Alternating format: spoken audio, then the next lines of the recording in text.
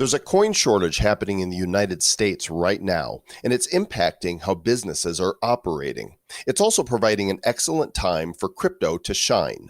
Case in point, Mastercard is finally making moves into the cryptocurrency world. The former chairman of the CFTC makes the case for the digital dollar, and Coinbase steps in to stop a major hack.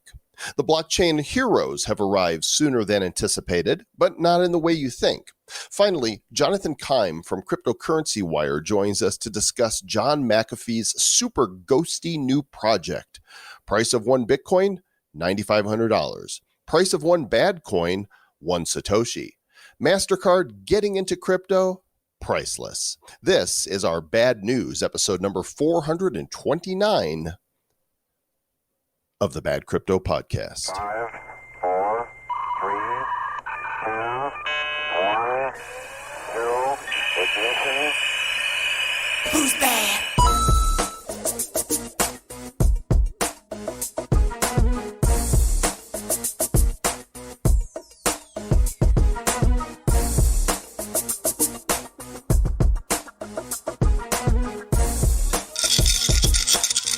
Hear that, Mr. Travis Wright? I hear that. That's my change jar. I have cornered the market on the change that apparently businesses are having a hard time getting a hold of because there's a coin no pennies shortage. in there? You don't have very many pennies in there? There's not very many pennies. I don't like go for pennies very much, but you know, this is a handful of quarters right here. That's nice. I actually like to collect the pennies because the majority of the ones that I normally find tend to be pre-1982, and so they're made of if they're pre-1982, they're 100% copper, so they're worth more. Nice. It's actually worth about 2 or 3 pennies, depending on. I do go looking through them for what's the date on silver that you're looking 1964. for? Yeah, so that's the year I was born. So that was the year they said, all right, Joel Comm's here. We don't need to make these coins silver anymore because the golden boy has arrived. Yeah, very nice. So glad you arrived. It's the Bad Crypto Podcast, the show for the crypto curious and the crypto serious. I'm Joel Comm. I'm still Travis Wright. Yep. And we are here for you to cover the latest news for the week. Some really interesting stuff going on in the crypto space, especially as Bitcoin's moving back up. First of all, I want to give a shout out and an encouragement. The shout out is for eToro. The encouragement is for you guys to go set up your account. If you're in the United States of these Americas, if you go to badco.in/eToro and take the very quick and easy steps we've outlined on that page to open a new account, fund that account with $50 and buy $50 worth of any of the 14 coins they offer. And we're going to give you $50 in Bitcoin. It's that simple. It's that simple. It's that simple. I said it 3 times because it's that but none simple. of those coins can be used at the grocery store. I mean, some grocery stores. Badco.in/eToro. Go check it out today. And with that, you ready for news, Travis? Let's talk about this coin shortage thing you were talking about. Well, let's do that in a minute. Let's talk about CoinGecko first. We got lots of coins we're talking about today. Why don't we do let's put the little music here that goes into the news. It sounds like ba-da-ba-ba-ba. Okay, and in the news, looking at CoinGecko, the current market cap here as we refresh timestamp 2:02 p.m. Mountain Standard Time on July 23rd, 2020 is almost $293 billion, inching back up to $300 billion, Mr. Travis Wright. For those that need context, the all-time high was around $800 billion. Bitcoin is at 95.93. Ethereum, really a big winner for the week, and the top coins up 15% at $274. Tether in the number 3 slot at $1. XRP inching up to 21 cents. Bitcoin Cash 239. Cardano is in number 6 right now. That's a fresh bounce back for ADA at 12 cents. Bitcoin SV 185. Chainlink now in the top 10. $7.87. Litecoin coming in at number 9 at $45.14, and Binance BNB $18.62. One of the big winners this week is a company that we've not heard of. Just made an entry into the top 100. Swipe SXP was up 95% this week. Nest up 78%. Band Protocol, which let's get the band back together. 72% it was up. Kusama, KSM. These are all top 100 coins, folks. You might not have heard of some of them before. Is it Kusama or Kusama? That's up 68%. Uma, that's up 65%. Terra, that's Luna. That's what they're called. That's up 64%. Hey, Digitex popped into the top 100, company that we worked with previously, up 43%. Thorchain still growing, man. I don't know what's up with that Thorchain, but it's rocking up 32%. And also this week, Somi Ong was up tremendously. It just took off. And you maybe heard them on the show before. They took off, went up really high, and now they went back down a little bit. So check a little bit.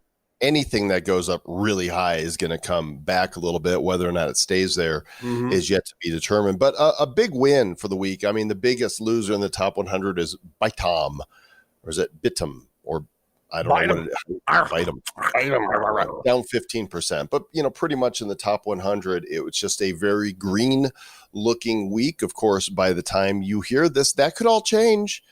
Crypto, this show could come out and Bitcoin could fall to $6,000, and it's not our fault. We didn't do it. True. So let's jump into the news, Travis. We're talking about the change problem. Let's do it. And apparently, U.S. banks are running out of coins. How is that even happening? How is there a coin shortage? Well, we talked about this a couple weeks ago. I was in a local convenience store and I took a picture that said, hey, due to the Federal Reserve not delivering any coins, we are running out of coins. So basically what's happened is the U.S. Treasury has stopped minting. The U.S. Mint has stopped minting in late February, early March. They're not minting coins for the safety of their employees and this whole COVID thing. And so with the Treasury not minting any coins, and with the Federal Reserve not having a bunch of coins in stock, a lot of small businesses and regular businesses are running out of change. And what Quick Trip did was a gas station that I go to. They said, "Oh, you have 67 cents left in change. We're just going to put that on a Quick Trip gift card for you." Yeah. Well, there you go. I mean, I guess that's it's pretty funny. I mean, I didn't see this coming, but this is interesting. This article here on Cointelegraph, our media partner, says that there are 18.44 million Bitcoins, or 1.84 quadrillion Satoshis, in circulation right now. So if you want to have a point of reference for that, but the U.S. Mint did go back to work, and they are expected to produce 19.8 billion coins. Wow. Yeah. So, there won't be a problem with there being coins. Well, this might be a good time to gather up all your change and take it to one of those change machines, because if they're going back to printing them now, the mint, then they're not going to be available for a while because it takes a while to mint them. So maybe do your local establishment a favor and buy some change. Yeah, I wouldn't take them to those machines though, because they take 15% or something ridiculous. Yeah, but they're so easy. You go chunk, chunk, chunk, chunk, chunk, and they go.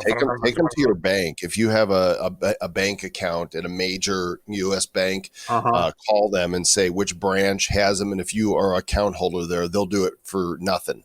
Which doesn't matter if you're just talking $10 and change, but if you've been saving up and you got a couple $100, why give away, 20 or so? I got this big, huge, 3-foot Coca-Cola bottle that is over half full. And so I don't know what I don't know what 18 inches of change is, but it's probably a lot. I don't know either, but let us know. I'm going to exchange it and ask if I can have Satoshis instead. Well, you'll go home with a lot lighter pockets, that's for sure. That is true. They don't weigh nothing. This is interesting. Another indicator of what might be coming in terms of the price of Bitcoin. Apparently, search interest on Bitcoin is at its lowest time since before the 10,000 bull run of last year. And if history is an indicator, this article in Cointelegraph says that Bitcoin is getting ready to reclaim $10,000. It's time to make that push back up. And we might be starting to see that right now, right? When we started the show, we were over 9,500, and who knows, by the time we're done, we might break through 96. We might not. Yeah, I'm looking at this right now, and it's going back. You know, I do see sometimes, you know, like last November, Bitcoin was at 40. Right now, it's at 45 with their trend score. But I look at this and I go, I just don't trust Google as much anymore on their data because they skew it and they don't really like crypto. So I don't know how accurate their data sets are anymore because just of their bias. And so I don't really trust Google as much anymore. So I'm a duck goer, and I don't know that their data is any more reliable, but from a privacy perspective, there's that. I rarely use Google for search anymore. Usually for images. I find that, they're hard to replace for images. If I go to DuckDuckGo, I don't find what I want. I'll pop over there. Well, what I will do is I have some tricks where I'll say like file type : PDF, and then I'll type in a term, and then I can find PDFs online. So I'll use Google if I'm doing that because I want to find some great info. What I normally do at the start of every year is I'll say file type : PDF 2020 trends. And then normally like Deloitte and McKinsey and all these different, Ernst & Young, they're all putting out their like 80 to 200 page decks on the upcoming trends. And I'll always read through those to see what's coming, just to kind of see what they think's coming and then pay attention to the things that are interesting to me. Silly Travis, tricks are for kids. Trends are for kids. Trends are for kids too. So we'll see. We're certainly watching it, but one of the indicators that tells us mainstream is coming and we're likely to see an increase in value of Bitcoin is a big name. A big name is now expanding their crypto program for crypto card issuers. That big name is Mastercard. MC Card. Very nice. So they're reaching out to crypto firms and encouraging them to apply to become partners as part of their newly expanded crypto card program. So this is great. I think, that mass adoption is coming. There needs to be like a crypto revere somewhere, like a Twitter handle. Isn't that us? Are we crypto revere? Are we kind of crypto revere-ish? Maybe we are. Mass adoption is coming. Yeah, so here it is. On July 20th, Mastercard said it was simplifying access to its accelerate program for crypto card issuers, allowing applicants to be onboarded as partners in a matter of weeks. So more and more like the crypto.com card we use, and Coinbase has had a card, so maybe they're going to be working with more of these sort of exchanges to create more crypto cards. Wirex is Mastercard's first crypto partner with principal membership. Wirex card users will be able to immediately convert their crypto holdings into fiat currency, which can be spent at points of sale that accept Mastercard. Currency will thus enter Mastercard's network in the form of fiat, not cryptocurrency. And the CEO and co-founder Pavel Matveev said that membership represents a growing interest and recognition in the acceptance of cryptocurrency by leading bodies and regulators. So this is, this is not turning around. We've been saying this now for 3 years. This ship has set sail, and it's not like all of a sudden the government is going to come down and say, "Oh, turn all those ships around." No way. There's too much big business already sailing, in one direction here, and so all they can do is try to figure out how we're going to regulatify this. Yeah.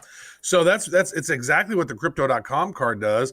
You take some of your Bitcoin or whatever, any of your cryptos, you sell it and top up your card. And so on your card, there's fiat money. And if your account ever runs low, then you just top it up with more Bitcoin.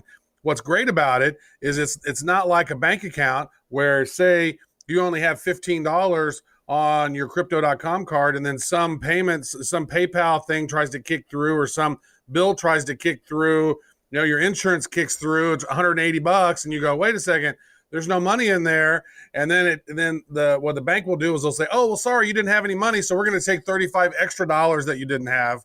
That doesn't happen with these types of cards because they're sort of like you're topping it up with money. And if there's no money in there, there's no money in there, and no charges go through. So that's a better solution for some people. I don't disagree with you, Mr. Travis Wright. I'm good with that solution.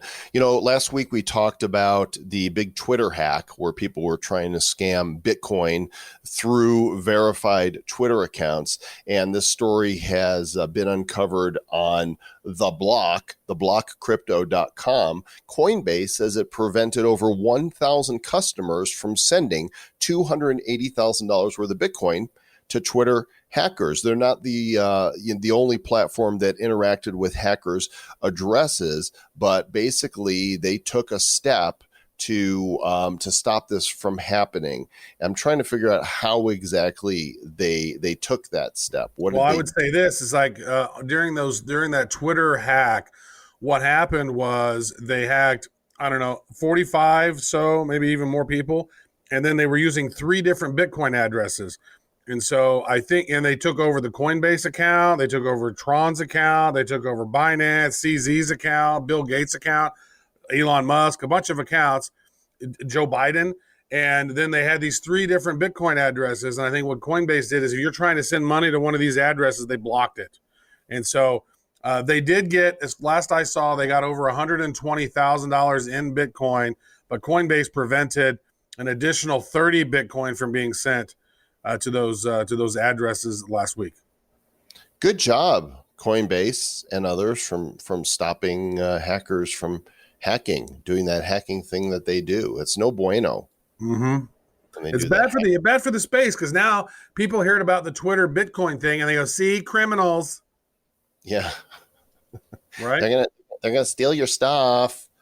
Just Bitcoin's be careful, bad. people. Just be careful with what's going on here. This is also good news as far as blockchain and crypto is concerned. The former chairman of the CFTC, J. Christopher Giancarlo, advocated for the development of digital dollar in a Senate hearing focused on economic competition with China. He sees what's going on. He knows that they're already piloting their digital yuan. And he's going, hey, we're, the leader of the free world here. And why are we not doing this? Yeah. So John Carlo, which we're big fans of, he has emerged as a leading advocate for that digital dollar. His term at the CFTC ended in April of 2019. And he recently testified at a hearing focused on the economic competition between U.S. and China. So, I mean, we need advocates like this. He was the Commodities Futures Trading Commission chairman. And here he is now saying, here's what needs to happen. And he's focused on creating a digital dollar. Kudos, man. I know Max Kaiser would probably say, it's going to be centralized. It's still a shit coin. Buy Bitcoin, stack sats. But still, it's like, we can't have China doing this and us not. So I'm reading this book called Currency Wars right now, which I would recommend people tuning into. I think James Rickman is the author. I think that's his name. But Currency Wars, we are in the midst of that, and we're seeing wholesale changes around the world in how countries and how economies are going to be utilizing what's called money, and money is changing. The definition of money is changing. So pay attention. Is my change still money? Changes.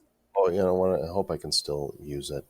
I hate to see that I can't even use my change anymore. It makes me That's okay, sad. Mr. Joker. You'll be all right. There are other scams going on out there, and Cointelegraph talks about one of them. There's a telecommunications company in Argentina. In fact, it's the largest one. They're called Telecom, and apparently they fell victim to a ransomware attack. They got hacked. So the telephone company got hacked, and then the hacker demanded a ransom of $7.5 million. And they were smart about this because they asked to be paid in Monero, an anonymous coin that's untrackable. Wow. Yeah. So there's been a lot of cases around the world where hackers will hack into, people's servers or to people's files and take over all their files and not give them access to any of them and threaten to delete all of their company's information if they don't pay X amount of money. That's what a ransomware is. And very scary. I mean, seriously, a lot of people would just pay it just to get them off their back. Now, when they're talking about Monero, that's untraceable. That's a complete privacy coin. So if they pay that, that's just going to disappear and gone without a trace. So, Telecom reports that it managed to contain a cyber attack attempt of global dispersion on its platforms. No critical services of the company were affected. It should also be noted that no client of the company was affected by the situation, as well as the bases of the company data. Customer service efforts suspended preventively will be gradually restored. So, I'm assuming that they didn't pay. Well, it's unknown whether or not they plan to pay the ransom. What is the data that they're ransoming them for if it didn't bring down their stuff? I see here the hackers successfully deployed ransomware software to more than 18,000 workstations across the company. You know what I was thinking whenever we first read this article? I was like, oh man, somebody has hacked and put ransomware on all these computers. Like I was thinking, like, because Monero has this thing where or not Monero, but hackers have created this thing that injects code into browsers and into computers that then it mines Monero in the background. So I was thinking, oh man, if you hacked into a phone company and used everybody's phone to mine Monero, I go, that would be horrendous. And I thought that was what the case is, but it's not. I just ransomwared your computer right now. Dude, stop doing that, Mr. Joe Com. It's not cool. Send me all of your Tiger King GPK cards. No. By the way, breaking news for those that are following Tiger King GPK, they took all of the wallets that did any transaction and they airdropped 30 golden cards to those wallets. And the news is, Mr. Travis, right, that neither you nor I got one. Oh, nice. That's exciting. You got one last 30? time. Yeah, 30. One of each. Wait, is that anybody has transacted in any of them or anybody who has a pack of them or what? I think for this, they did it for anybody that transacted, even on the secondary market. So, that people they did one of each card then, didn't they, this time? But here's the deal. I don't particularly like that. I think they should have stuck with people who bought packs, because what you have is I've seen at least one person accused of setting up 30 wax accounts to do one transaction. They paid 1/4 worth of wax for a card that's pretty worthless in hopes of padding, the number of wallets that would be out there. That is a great idea. I'm going to do that right now. On the other side of the world, in Asia, South Korea has finalized a crypto income tax of 20%. So if you generate income from trading cryptos, you will now need to pay 20% of that income to their government. So say, for example, is that 20% of your profits or 20% of all of your income gained from your crypto trading? So that means, by God, you better get at least 21%. Well, you're losing money. Residents and foreign corporations that trade on South Korean exchanges will also be taxed under the new rule, and it's paid annually each May. So they provide this. It's on par with basic tax rate for most other taxable income and capital gains in South Korea. So they're basically treating your crypto gains the same. I'm guessing, although I don't know for sure, it's a net gain. It seems reasonable. I don't know. I don't think taxes are reasonable at all. I see nothing reasonable about taxes. Taxation is theft. Right. So, but I mean, at least it's not like where they're trying to take a ridiculous percentage of it, or trying to take a percentage of everything you spend in crypto. I think the way it's set up in America is redonkulous. I think 20% of my income is ridiculous. I work hard for the money. That's right. We should go back to tariffs and whatnot, like we used to have back in the day. But tariffs are evil. Oh, they're so horrible. I'm a fan of the flat tax or the consumption tax, right? Consumption tax. Yeah, if you're going to buy something, spend tax on it. That's fine. Then you pay for it. And if you're not buying boats and houses and whatever, then, and expensive stuff. By the way, for just a moment there, I saw Bitcoin slide above 9,600 while we're recording this very episode. Bitcoin slide up in my DMs, baby. Speaking of regulation, here in the U.S., a U.S. banking regulator has greenlit crypto custody at federally chartered bank. Here it is. Here it is. This is the evolution of banks, folks. We've talked about this in the past, where banks in the future aren't necessarily going to be a bank where you go in and you deposit a check and you get cash back. it's going to be a place where they have custody of big like vaults of your crypto and your private keys and holding your stuff. Yeah, this is good news, Mr. Joel Comm. This is something that we've seen as the evolution of banks is this. The Office of the Comptroller of the Currency, which is known as the OCC, yeah, you know me, recognizes that as the financial markets become increasingly technical, there will likely be increasing need for banks and other service providers to leverage new technology and innovative ways to provide traditional services on behalf of customers. In other news, no duh. Yeah. OCC, how can I explain it? I'll take it frame by frame it. You got to have new technology to hodl. I don't know. That was a horrible rap. That was not bad. I was trying to go, but there's nothing to run. I am not rap savvy, unfortunately. But this is good news. You know what? Now take into consideration what the Winklevi did. The Winklevi, when they got their $9 million they took their $9 million that they got from Zuckerberg, and they bought some Bitcoin. And then they put the keys and they chopped up the keys in half or whatever. And they put some in some envelope. And they went to some bank in Akron, Ohio, potentially. I don't know exactly where they went. They didn't say. But they went to these little small banks all over, deposited their little codes in the safety deposit boxes in 20 different banks. And like little codes. Oh, who's got some cute little codes? Oh, who's got the little keys? Such a pain in the ass. It's like, oh, we want to get some Bitcoin. Okay, well, all right, I'm going to go fly to Greenville, right.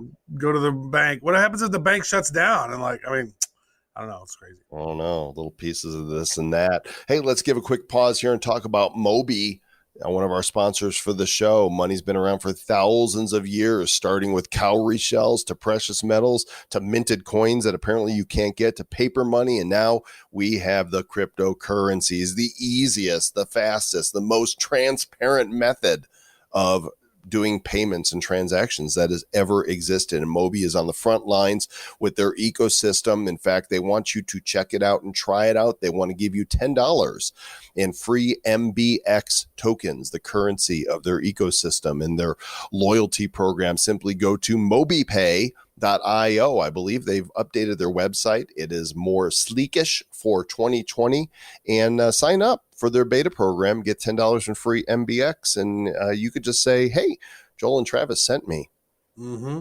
Or say, I just stumbled upon you randomly.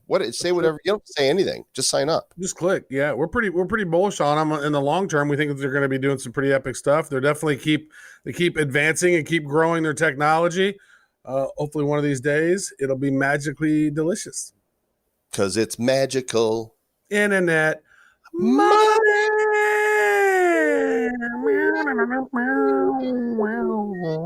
Yeah. Ethereum is sitting at $275 as of right now, Travis, and Ethereum 2.0 is eventually coming. The Ethereum Foundation here is in the news. Yeah, so they have launched 2 Ethereum 2.0 attack networks for hackers to break into in exchange for a bug bounty. So what they're doing is they've opened it up for some white hackers to go in and to legally hack into the system and see where their flaws are. Now, a lot of the best projects do this, right? And we have a friend in the industry, Hackin.io. They actually will go in and audit smart contracts. And so they're getting their smart contracts audited right now and seeing if there are any major vulnerabilities, and they'll fix those. And so, yeah, and whoever finds them is getting rewarded, I would assume, in Ethereum. Who doesn't like those rewards? Yeah. There's a lot of smart hackers out there. And, when you can do stuff ethically, basically they're called ethical hackers, go in, find vulnerabilities. And sometimes, there's ethical hackers that'll go in and find something on Facebook and look, here's a hack. And then they'll message them, and then Facebook will actually ban their account. I've seen that happen multiple times. No, dude, I'm telling you, there's a flaw here, and here's it is. It's fixed. So some companies don't really appreciate that. But if you find a vulnerability, it's always good to let the company know. Smart hackers, smart contracts. Mr. Travis Wright, we try to keep up with all of the news, but there's so much, and our producer only has so much time to find news for the week. Fortunately, we have a friend at Cryptocurrency Wire whose job it is to pore over the news. He's been on the show before. His name's Jonathan Keim, and I had the opportunity to speak with Jonathan briefly about the story around John McAfee's ghost brand. So let's listen in on that.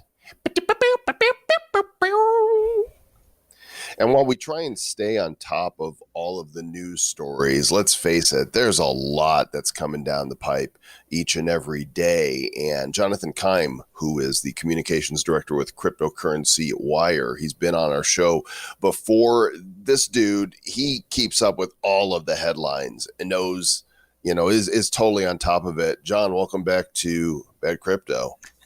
Thanks, Joel. It's a pleasure to be here again. There's a story that really stuck out this week around John McAfee and his new ghost data service, and you've dug deep into this. So tell us what this is all about and what you've discovered. Sure. And there's a lot of different components, so maybe we'll share a little bit as we go. Otherwise, I'll probably talk for 5 minutes straight. But on a just basic level, they're using eSIM technology to connect phones to a very private data service using multiple anonymized servers. And what this allows you to do is essentially erase your trace. Of course, any tracks in an IP network can somewhat be traced back to you. So I think we have to be realistic. There's a lot of nevers and always and those kinds of words used throughout the press release.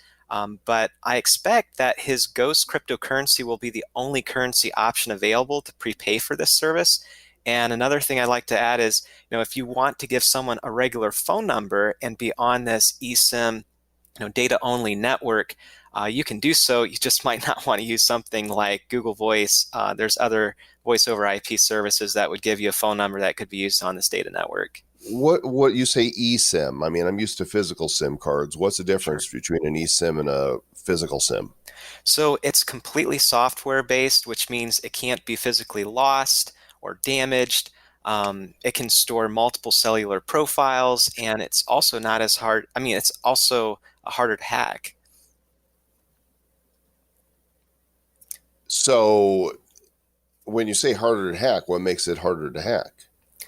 My guess is it's all software based. I don't know enough about the technology to fully answer that, but if it were physical, you could take it outside of the device and plug it into something, which I would assume, gives some kind of a physical interface that you could break through in a different way than you would with just software alone.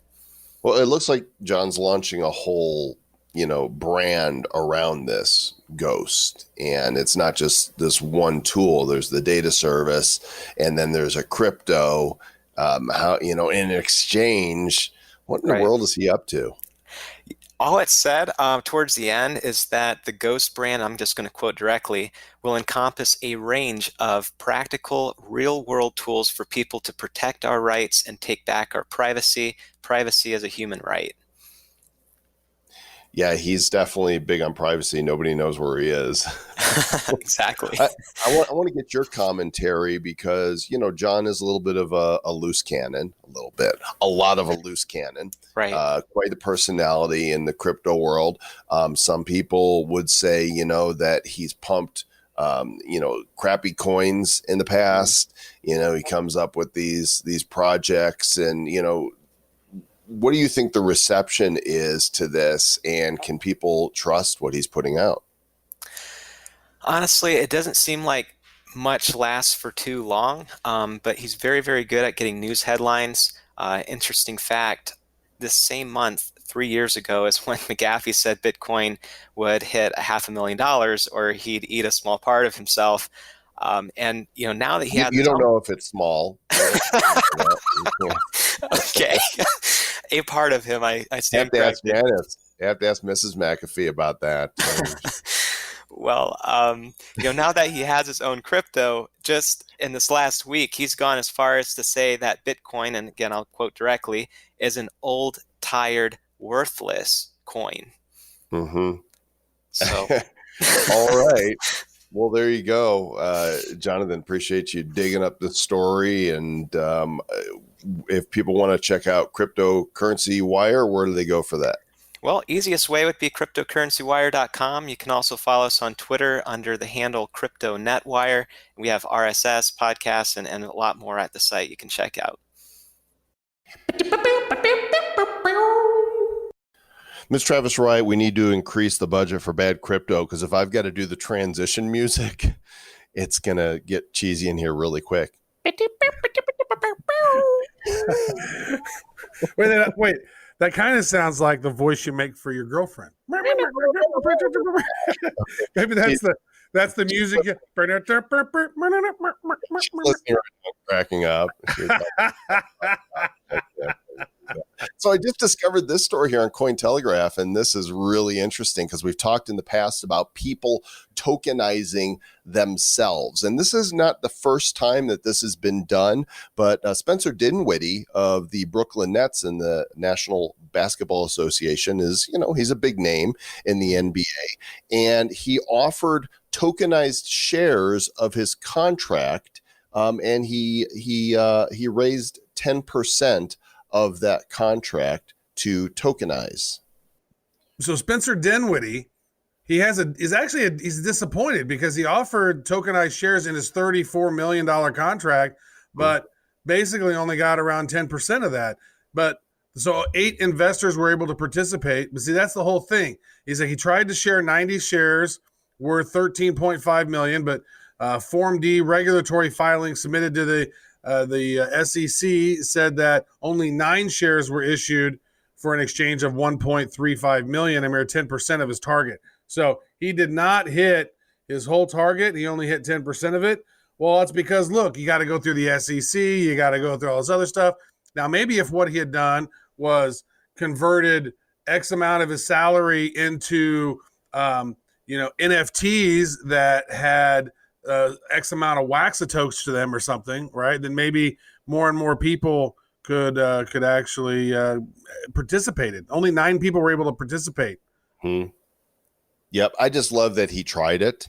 And I think we're going to see more of that in the future as well. You can put yourself on the chain. You can put yourself on the plane. You can tokenize yourself in a boat. You could tokenize yourself with a goat. Why am I talking But you cannot use blockchain for a vote yet. Why am I talking in Seussian language, Mr. Travis Wright? No, you're so Seussian.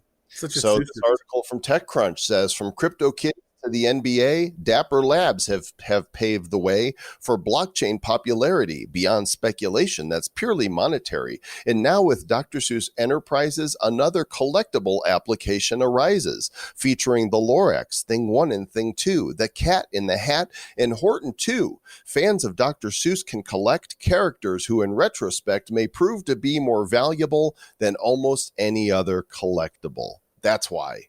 And that says it all. So yeah, the chief executive and founder of Dapper Labs, Dapper Labs are really the ones that got things going with the NFTs. He says, as the world moves increasingly online, so has consumers' desire for discovering and collecting digital memorabilia that brings them one step closer to their favorite athletes, musicians, and iconic characters. With our new Dr. Seuss digital decal experience, we are marrying the best of both worlds, allowing fans to interact and discover something entirely new while tapping into our collective nostalgia for the characters that mean so much from our childhood. We are thrilled to be working alongside Dr. Seuss Enterprises to launch the first of its kind endeavor that is bound to bring joy to Dr. Seuss fans around the globe. I love this. I mean, onboarding IP that's as big as this. When you think about who's going to collect NFTs, I mean, the next generation, right? But this brings nostalgia, right? Because everybody grew up with Dr. Seuss. So whether, you're a grandparent or a parent, or, a teenager, everybody knows Dr. Seuss. And I want to collect, some of these characters. I want Horton. Who heard the Who, because he nailed it when he said a person's a person, no matter how small. The brilliance of Dr. Seuss. So I'm way more excited about collecting some Seussian stuff than I am about collecting CryptoKitties. Like way more, because the Grinch and just all the different, like the Cat in the Hat, all the various different, all the different characters that's been in all the different things. So I'm actually looking at an app called Quid, Quidd, and I believe there is a Dr. Seuss digital collectibles in here, but they're not on blockchain. So I remember going through, and I think I saw some Dr. Seuss stuff. So they were thinking about doing doing digital things, but not on blockchain. Now they're starting to do stuff on the blockchain, which I think is really huge. I mean, more and more. No, there is no. Yeah, there's Dr. Seuss. Dr. Seuss is on Quid, so you can see all the different ones. Mr. Joe Com right here, like little pop characters and different things. They're doing little cards. System. You can't sell them. You can't for real money. You can only sell them for their in-app currency, which is essentially it's worthless, right? It's not tradable for any other currencies. Yeah. So I think that'll be great. Yeah, and Travis, one of the earliest applications of blockchain that we talked about on the show was for music, for musicians to be able to earn more. And eMusic did a survey of their users to see if they would be open to paying for music with crypto if it allowed artists to earn more. And 65% said that they would if artists would earn more of it, but only 8% of the respondents had used Bitcoin in the past. So that's how people get it. They understand the principle of it, but they haven't yet found the personal application. So this type of thing make earning royalties a lot more fair. That's exactly it, is that you just hit the nail on the head. A lot of people have heard of Bitcoin. A lot of people understand the premise of cryptocurrency and digital money because they've used the Cash App, they've used Venmo, they use PayPal. They understand digitally sending money, but they've not found their personal application. That was very well said, Mr. Joe Com. And I think that's probably the case. And there's a whole huge subset of people out there who have heard of crypto, kind of understand it, but don't really understand it and are scared to dive in. So some of these things like this are going to help people eliminate their fear. Yep. And a lot of adoption is also going to come from people doing good stuff. And the Divi project community raised 67,000 Divi to celebrate 67 years of humanitarian work of Nelson Mandela. They sent 67 food packages to 67 families left without income during COVID-19 in Cape Town, South Africa. When I see this, when I see people in the community stepping up to make a difference for whatever it is that, your passion is, that shows me one of the benefits. Because, that's worth $4,020, 67,000 Divi. And, trying to wire that money or send them a check, Western Union, it's going to take days. Wire transfers, you have your fees, and they were able to instantly, send this to people. Now, they actually bought the food packages to ship to them, but think how quickly you can transit crypto. It's just amazing to me how fast it is. Yeah, and Divi's doing some amazing stuff. It's great to see them out there, giving back and helping folks in need. Divi has been, and the leadership at Divi have really impressed us over the years now that we've worked with them. We've worked with them now almost 2 years. Coming in on October, it'll be about 2 years that we've worked with them. And really like those guys, really love their mission. They're great guys. Their hearts are in the right place. And they're really out there looking to help bank the unbanked and make life a lot easier for folks out there that are strapped with income. So, yeah, kudos. We talk about NFTs quite a bit. We've got our new show called The Nifty Show. Well, we've been doing it for 2 months now and gaining steam. We go live every Friday on Theta TV on the Bad Crypto channel. It's actually theta.tv/Bad Crypto. Or if you go to the Bad Crypto podcast channel on YouTube, got all kinds of fascinating guests. And a couple weeks ago, we had Dirk from Upland on because in conjunction with Blockchain Heroes, we created a special promotional superhero card of their llama, Miles, and called him Super Miles.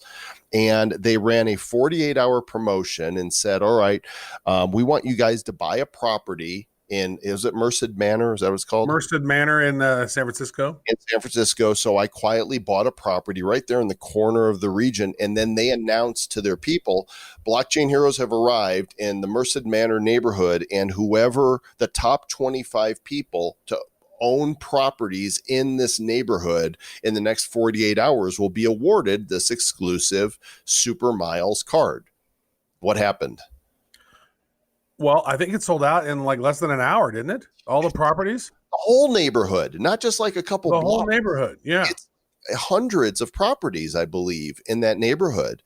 Yeah, you know what? There were some people out there being stealthy, I heard, in their Telegram, where, because Dirk sent us an email and said, hey, buy a property in Merced Manor and make it your HQ. So I bought a really big property for like $250,000 because I thought, cool, we want a big headquarters.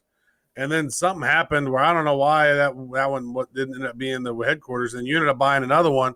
Well, sleuthy people realized that you and I both bought properties in Merced Manor. But then whenever you bought that other property and said that was it, and then I actually bought the property right across the street, which happened to be in a different area, which I didn't know. And so that freaked people out. So now they started buying properties over in that one. And then when they said what the real deal was in Merced Manor, sold out in less than an hour. And then the remaining 2 days were people jockeying for position and buying them in the secondary market and trying to get them exchanged to somebody else. And so I had to buy 10 additional properties at over 20,000 UPIX each just to be able to place 23rd. Wow. I had Well, 18 total properties and that I bought all legit, like, because we didn't mint any of those for ourselves. I was Nope. like, well, dude, I want a Super Miles. That's badass. yeah, and you said one's already sold on the secondary market for how much? 3,500 wax. So that's approximately, with wax being about $185 Yeah. for this digital card. In fact, Travis, we are seeing a secondary market of the promotional cards that we've given to you guys and to our community. Some of the blockchain heroes, a lot of the blockchain heroes people that are participating are here. And if you got the Coin Gecko card, if you got the Coin Telegraph card, there's people selling these for real money. Now, we're certainly not financial advisors when it comes to NFTs either. And we create them because we love this project and we think people are going to want to collect them. But apparently a secondary market has been created. Oh, that Super Miles sold for 4,600 wax, $250. Okay. Wait, no. That was the number 2 mint. So 2 of them have sold. 2 Super Miles have actually sold. One for 36 or 3,500, and the other one sold for 4,600. So the number 2 seed overall sold for $250. That's crazy. Wow. Well, we have seen such an outpouring of support for blockchain heroes. We do a community meeting every Wednesday night at 7 o'clock Eastern time. Our Zoom filled up last night and people couldn't get in. And we announced something that just blew up last night and want you guys to know about it in case you're missing this. But a week ago, we showed our community a sample of a physical blockchain hero card. It's, we were like, you know what, these cards are so cool. These digital cards we're creating. We want to own, decks of these cards ourselves. And so we asked the community, and overwhelmingly they were like, yeah, we want to have these too. So we strategized, Mr. Travis Wright, and in a week's time, we secured the printer and the costs and the whole program for this. And we made available decks, 2 different variations of Blockchain Heroes cards. There's 500 decks that are in the standard format of cards. And then there's 250 in what we're calling a Titan pack that have this, you came up with this cool legendary glow behind the cards. And then the card stock we're printing on is this luminescent, beautiful stock. Yeah, it's really, really pure, really pretty. And so far what we've done is, so we dropped 100 hero decks and 50 Titan decks, and they sold out in about 3 minutes, didn't they? They did sell them through. Not only that, the Titan decks. So these are pricier than a regular deck of collectible cards because what we're doing is we're selling the NFTs. It's like a Kickstarter. Think of it as a pre-sale. When you go to Kickstarter, you support the project. So people are supporting the project. They started at $35 for a hero deck and $60 for a Titan deck. And each of the decks comes with a QR code. So when we ship them and you get your deck, you'll actually scan that and you'll get an NFT representing ownership of that deck. It'll be on blockchain. So you'll be able to say, I specifically own that deck, and you're going to get some exclusive Blockchain Hero NFT cards sent to you as well. So far, Travis, it has been less than a day since we announced this. We've sold 450 of these 750 decks. And so if you guys want one, to pre-order one, go to bcheroes.com/deck. You can see pictures of what the tests of the cards, of what they're actually going to look like, get information, and you'll be able to use Wax to pre-order one of these decks, a hero or a Titan deck, and get a piece of blockchain history. This is one of the first times, Travis, that somebody has released a physical product based on an NFT product before the NFTs actually even become available. Right. So we've come up with a digital, we've come up with an intellectual property digital card set that people are really appreciating. And so this has all been fan driven and audience driven. We asked them, what do they want? What do you want? Because we were just going to print out a couple decks for ourselves because we thought it would be cool. And then, 50, 60 people last week said, oh man, I want one. Those look great. And then we reached back out to the printer, who has done some other very famous card sets. So the quality of these cards are not chintzy. These are amazing. And they're so beautiful, especially the Titan packs, which are going to be using the Shockwave variation on the refractor hologram card. And those are going to look so cool. I can't wait to see them in my hands, especially the Genesis, because the Genesis with the purples and the pinks and the dark blues and on that refractor card, it's going to be absolutely spectacular. And the fact that we've gone through and have sold these through an NFT, basically like an NFT Kickstarter, as you said. And, I don't think anybody's ever done that. Yeah, I think the Titan decks are very likely to be gone. This episode will not drop before the next bundle of Titan decks is made available. But there's hero decks I'm looking at right now that are $45. The next drop will be $50 of them. So familiarize yourself with Wax. Even if you're not buying something, we really encourage you to go to atomichub.io. If you don't have and go look at the types of NFTs that people are making available here. In fact, those of you that requested the Bad Crypto 3rd anniversary NFT, there's about 515 of those that should be minted either today or by tomorrow morning. And in order to see them in your wallet, the Wax Cloud wallet you provided us with, you're going to need to go to atomichub.io and log in with your Wax Cloud wallet, and you will see that NFT. So in the future, I believe we're going to be doing NFTs, at least the foreseeable future. I don't see a tech coming along that is any smoother than this, that doesn't have the gas fees that Ethereum has. So you guys can go there, check it out, and grab your copy of that. And it appears that Mr. Travis Wright has lost his connection, but that's okay because we're at the end of the show. So, we could just finish up right here. Say thanks so much for tuning in, for subscribing, for sharing, for reviewing this show. I know that it sounds like a small thing to go and review this podcast, but it's not. It means the world to us. So if you enjoy what you're hearing, you're still listening, you must be either enjoying it or you're just a glutton for punishment. Go give us a review wherever it is that you listen. We appreciate it. Catch you on the next episode. It's going to be off the hook. Oh, and go and get your physical deck of Blockchain Heroes cards. bcheroes.com/deck. Check it out there. We'll talk to you soon. Stay bad.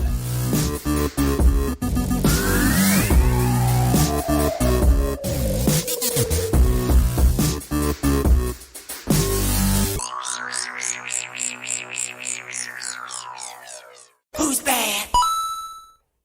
The Bad Bad Crypto Podcast is a production of Bad Crypto LLC. The content of the show, the videos, and the website is provided for educational, informational, and entertainment purposes only. It's not intended to be and does not constitute financial, investment, or trading advice of any kind. You shouldn't make any decisions as to finances, investing, trading, or anything else based on this information without undertaking independent due diligence and consultation with a professional financial advisor. Please understand that the trading of Bitcoins and alternative cryptocurrencies have potential risks involved. Anyone wishing to invest in any of the currencies or tokens mentioned on this podcast should first seek their own independent professional financial advisor.